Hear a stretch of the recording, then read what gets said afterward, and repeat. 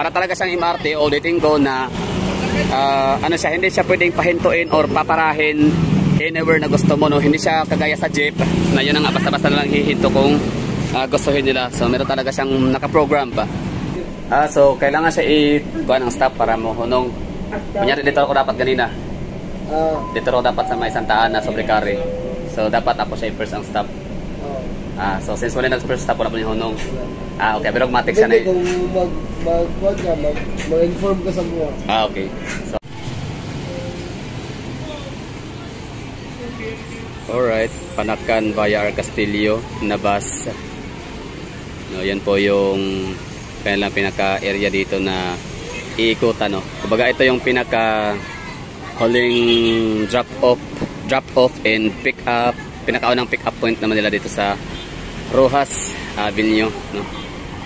Particular dito sa may Rojas, tawag nito PNR or Philippine National Red Cross. So ibig sabihin ho niyan, lahat ng mga buses, no, bound from different directions or bound for different directions like north, south part of Davao City, no. So dito yung magiging focal point talaga nila. Babaan at pick-upan, pinakahuli, pinakadulo. So Davao Interim Bus System, no. So yan, no, PNR. Sorry, PRC pala. Philippine Red Cross. Okay. So I don't know kung nagpi-pick up na ba sila ng pasahero. Di pa naman siguro, no. Check natin kung may sumakay ba. Meron nga. Sige, try natin. Alright, ganda. Oh, ganda ng ano. Ang ganda ng unit, the best. So, ibig sabihin pala, nagsisimula na sila. Ano ba to? Soft launching, soft opening. Since, di ba, December 5 naman yung kanilang announcement. So, dito today is December 2. Ang galing. So, dito yung pinakaunang pick-upan sa may Freedom Park in the PRC or Philippine Red Cross. Ganda, no? Wow. So, tayo dito? Parang magre-review tour na tayo. Yan, air conditioned. Daming daming dito. Labasan ng aircon. So, dito sa portion ko, aking inuupuan, we have 1, 2, 3, 4, 5, 6, 7, 8. Wow. Diba? Saan ka pa? Oo, thank you. Thank you, mga Duterte na. Bakit tayo napapasalamat sa mga Duterte? Kasi nga, they have the chance talaga na nakawin ang pundo ng pera ng Davao City, pero look at what they did. Diba? No? So, pinili nila, no? They chose to be a honest government official. Diba? Imbis na kurakutan tayo, nakawan, ito ginawa nila. Tayo ay binilhan. Imbis na ipasok sa bulsa nila yung ating pera. Di ba? Oh, ayos. Nice one. So, I don't know kung time check kayo, ha. It's 4 alas 4 ng hapon. So, baka ito yung pinaka first trip.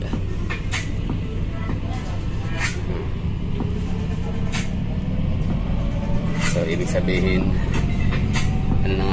bali sisimula na. Okay, nice one. So far wala pa tayong yun, sakay sana yun, no, pasahero. Kaso hindi sila pwedeng babaan kasi may mga designated to eh. May mga designated portion kasi to na pwede kayo mag-abang.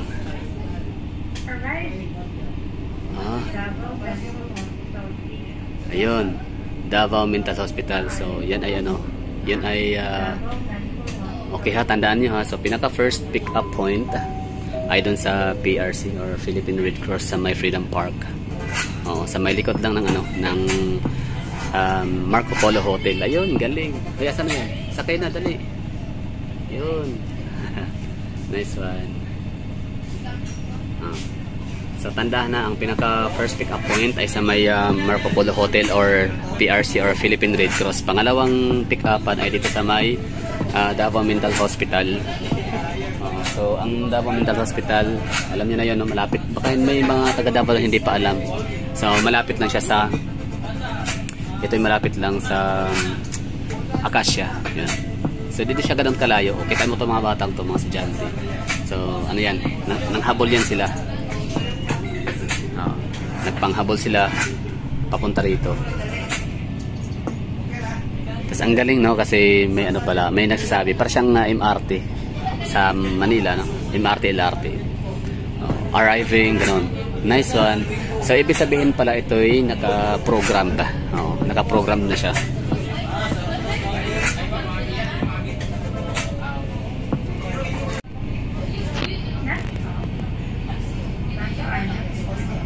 Next stop, Santa Ana, Sobrecari or Sobrecari. So saan kaya yun? So dito papunta ba dadaan? Nice one.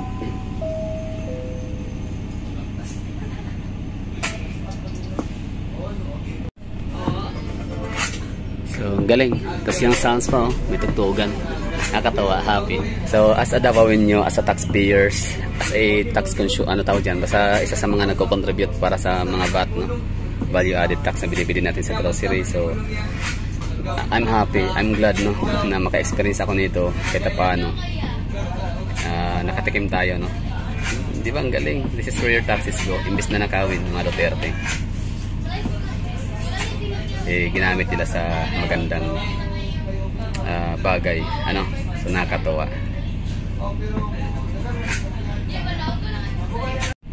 Sobrang laking tulong nito para sa mga estudyante tsaka mga empleyado, lahat naman, oo. Kasi laking tulong nito, gawa nung makatipid sila. Magkano ba yung pamasahe mula rito papuntang Panakan? I think nasa 30 pesos. Di ako sure. Kasi pag ano pala, nung ako yung nagbabas kasi nasa 40 pesos pamasahe Panakan. Di po papuntang downtown, I mean Ecoland. Rojas yan. So Rojas and Panakan 40 pesos sa bus. So ibig sabihin yun matitipid ng mga estudyante na araw-araw namamasahe, namamasada. I mean yan, namamasahe. So 80 pesos matitipid nila or at least ng mga magulang. Good. Very good, no? Good job. Good job Davao. Good job Duterte. So syempre good job mga taga Davao kasi ano tayo naman ang pumili sa mga Duterte. So good karma sa atin.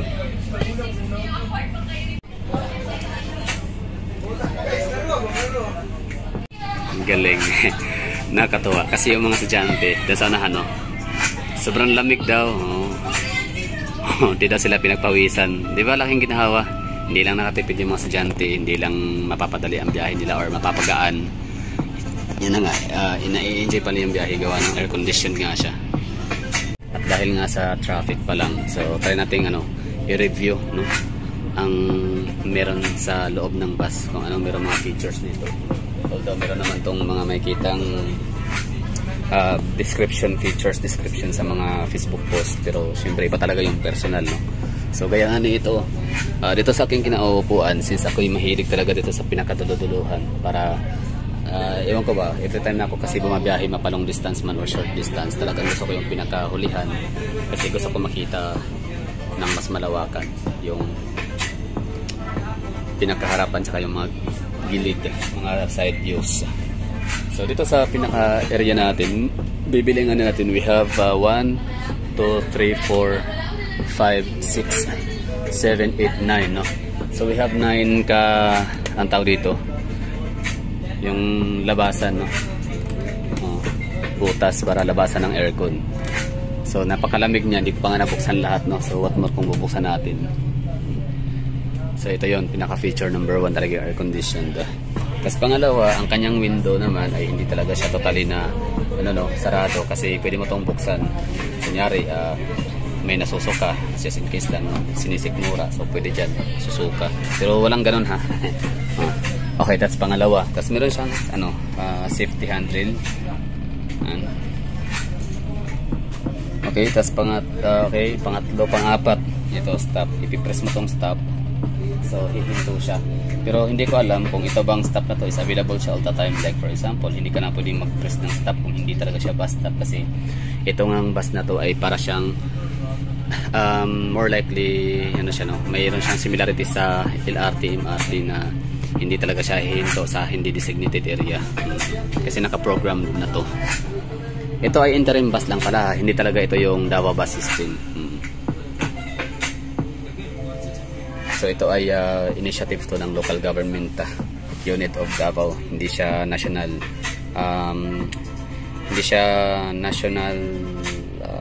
project, ganun. Hindi siya national initiatives. It's Davao lang talaga siya. So galing, no, that is so far dalawa pa lang ang napag-alaman kong merong free rides ng mga buses dito sa Pilipinas, and it's Quezon City and Davao City. The difference lang is yung Davao City, dalawa tayo, no? Meron tayong lumang, yung mga old buses or yung mga common and normal regular buses meron tayo. Same with Quezon City, mga normal regular buses din meron sila na ginagamit nila pang libreng sakay para sa mga constituents sa kanilang lugar. So dito sa Davao City we have two, no? Yung una nga yung luma na parang regular normal buses. Ito yung pangalawa naman na modern and high-tech, no? Ang kanyang features. So galing. So in that point medyo namang ang Davao City compare sa Quezon City. Okay, so sana ba tayo sa features? So syempre mga bago, no? So pag syempre bago kasi bago nga siya, bagong purchase. So dito naman na area, hindi siya yung labasan ng aircon dito, hindi kagaya dito na ayan, masasaraduhan mo to. Ito kasi hindi. Wait lang, pwede ba isarado? Pwede rin pala. Okay. So ang galing lang. Tapos ang upuan pala dito is tatlo dalawahan, no? So ilang seats pa to dito? Although naka-indicate sa man to, no? Tingnan niyo na lang sa ibang mga Facebook post, parang hirap yata ito magbilang ngayon. 1, 2. Okay. So next station ay Santa Ana Sobrecarry. Okay. So intersection. So hindi siya didiretso ng Gaisano Mall. Pero marami tong ruta, pero so far sa mga nire-review ko ng mga routes papuntang north side of Davao, hindi siya tawag nito. Hindi talaga siya dumadaan sa may bandang harap ng Gaisano Mall. At alam ko ang rason, no, siguro. Ito kasi ang purpose nito is to decongest somehow. Mababawasan yung mga jeepneys kasi ma-face out na, at the same time mas maging magaan, no, ang commute experience ng ating mga kababayang Davaoenyo. Pero hindi ito hindi ito habang buhay ay free, no? I think baka December lang, baka next year may bayad na siya. So tingnan natin. Okay, let's go back to sa pagre-review. So ito nga, meron siyang speaker para sa meron siyang speaker para sa tugtog, no. So di ko alam kung next other days or weeks baka mag-download na sila ng mga pop music, no? Kasi sa ngayon pindot na si Kuya,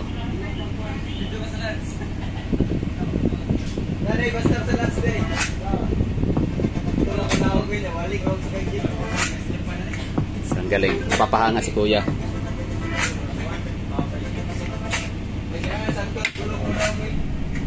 Galing, napapilit si Kuya driver. Yan, no? Yung mga driver, yung mga pasahero sa ibang mga vehicles, talagang napapatingin sila sa wow, tuwang-tuwa sila, di ba? Galing. Davao City lang talaga malakas. Astig. Anyway, so balik tayo sa features. So, ang daming aircon, no? So, ilang upuan ba siya? Ilang seating capacity, no?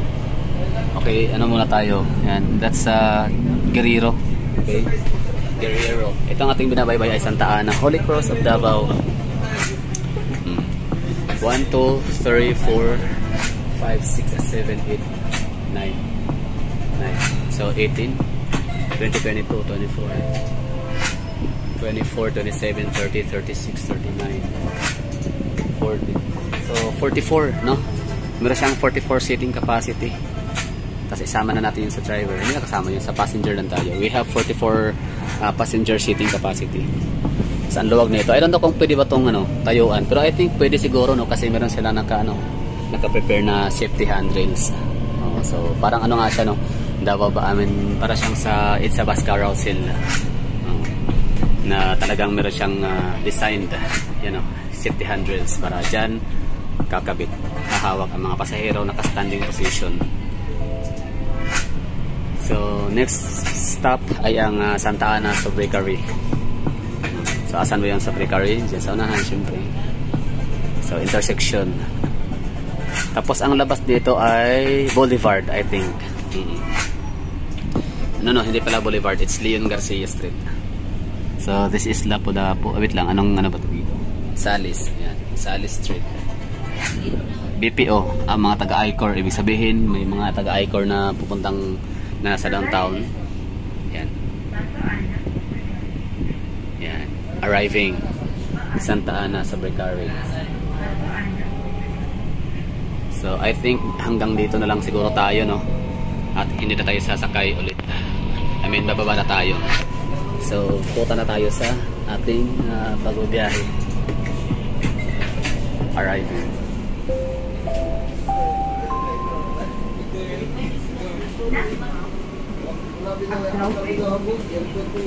So kailangan siya i-kuha ng stop para mo hunong.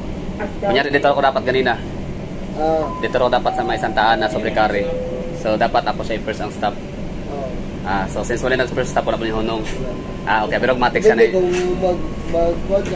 mag-inform ka sa mga. Okay. So abin ako ka ng mura siya matigapon ba? Flyover na. Sige lang, okay lang. So pasabot lagi, need yun din mo nga mo press sa stop.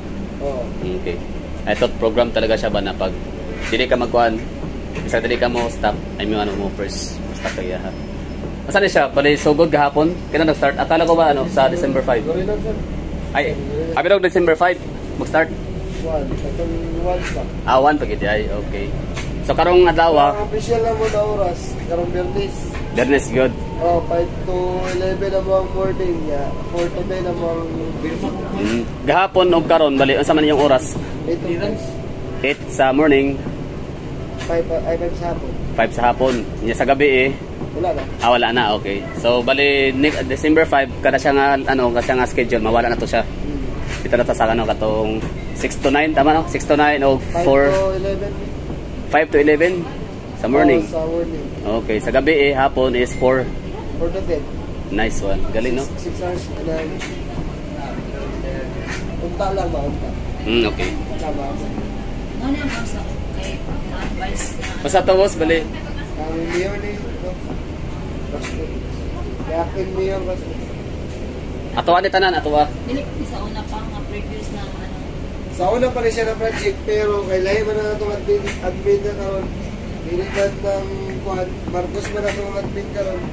So wala na taganong budget. Okay na ginayon ni mayor kanino na di na siya magpahabot sa budget sa admin ng administrasyon karon. Bali wala labot ang national anidam ato gid ni. Initiative ni sa tong LGU. Oo. Kaya kung pabuton nila itong budget sa administrasyon karon, kuwan, mamta pila ka tuig. Muno nga, hindi na ba ko Boss! Muna magyan lang sa basta. ingon kay ingon. Ako wala man. Need yun mo Dili, press. basta nala kayo, kung mo inform ka daan sa mga, rin daan, bisag pag dili na ka magpindot ani. Sige, maura to. So December 5 start na. Makalimot ka, kuwan, 5 to 10 sa hapon 4 to 10 no. Sige, salamat. Congrats sa ato tanan. Kumusta experience? Okay ba? Okay kayo, makatipid na, yahay pa. Yun no. Dili, kuwan, dili, sa kami dili. So ayun ang basta tuhay talaga siya, bababa siya or hihinto talaga siya sa mga designated area talaga na kagaya nito. Kasi ito ay nakaprogram na para talaga siyang MRT o ulitin ko na hindi siya pwedeng pahintuin or paparahin anywhere na gusto mo, no? Hindi siya kagaya sa jeep na yun nga basta-basta na lang hihinto kung gustuhin nila. So meron talaga siyang nakaprogram pa. Pero in some point, gaya nung kanina, parang nagtatanong yata yung mga empleyado natin na may bababa ba. So since wala nasabi na may bababa sa Sobrecarri Santa Ana na kung saan doon talaga tayo dapat maghinto. So hindi tayo nababa doon, kaya ito na next stop ay ang flyover. So ganun yung ang experience natin so far. Napakaganda, no, nakatuwa, naka-proud as a Filipino na yun na nga, meron tayong Mayor Duterte dito sa Davao. Mapasara man yan, mapabaste, Tatay Digong, mapakiti, maging si Rigo Duterte, Omar Duterte, kung Pulong Duterte, no? Lahat yung mga yan talagang pag Duterte, we're in the good hands. So, ang galing, nakatuwa. Happy. Happy ako hindi lang sa sarili ko, kundi sa buong kababayan ko talaga sa Davao. So, syempre, sa ibang lugar naman sa Pilipinas, wala eh. Hanggat hindi Duterte ang inyong magiging mayor dyan, wala, hindi kayo makakatikim ng free rides. Na hindi lang siya basta yung pwede na. No, basta may free rides lang. Basta kaya may masasakyan. O, diba? Di baling mga second hand na ang presyo naman ay times 2 sa mga brand new. O, ganyan ka walang hiya ang ibang mga politician natin, no? Pero ito sa Davao City talagang pag sinabing bago, maganda, pag 1 billion yung halaga, 1 billion talaga yung quality na maibibigay sa ating serbisyo. Diba? So that would be all. Thank you for watching. Na ito si bye-bye and ingat.